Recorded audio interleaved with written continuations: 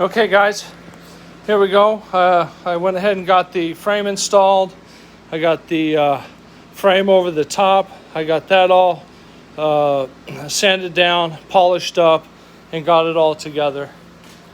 So you can see, compared to that one, I haven't done this one over here yet, but you can see down there where that's all rusted out. There's no way you can fix that. You can't weld that. I mean, if you want to take the time, I'm sure you could, but for $100 a side, I'm not really too worried about it.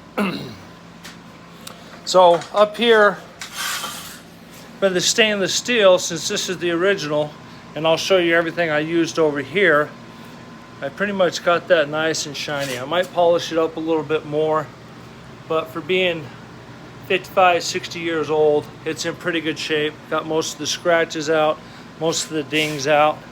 I got the seal tape that goes there and around here. I'll show you what I used on that.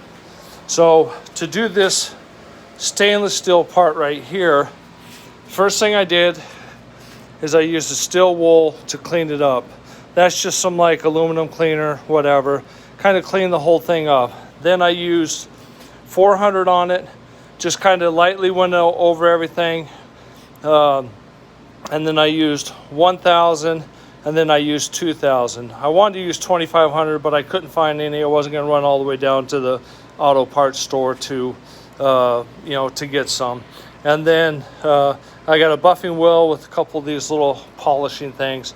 I just basically ran that onto the polishing thing, got some of the stuff on there, and then polished it up after I got done sanding it. This here is the window seal tape that I used, the channel tape for down here on the bottom and up here.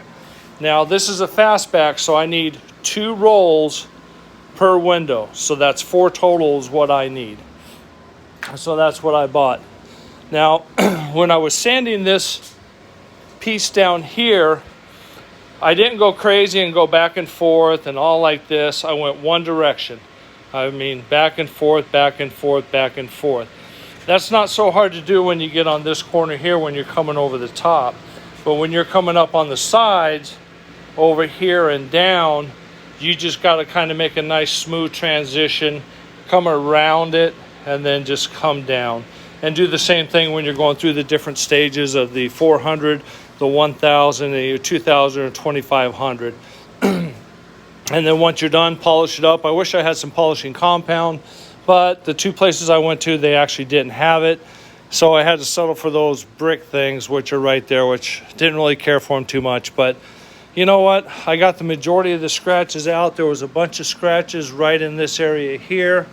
I don't know if you can see them over here, but you can see over here on this one, it was the same way that was over here on this one. Now I was able to clean them up. It's stainless steel. I just didn't go crazy and sand the hell out of it. I just kind of, till I got the, the scratch out, and then moved on to the next progression of sandpaper. And, there's still a few little areas where there's some scratches and, but there's nothing I can do. I'm not going to replace that piece because it's, an original piece. So, that's part of the character of the car, I'm going to call it. So, but as you can see, it's nice and shiny, looks good. So now this one's done and ready to go into the car.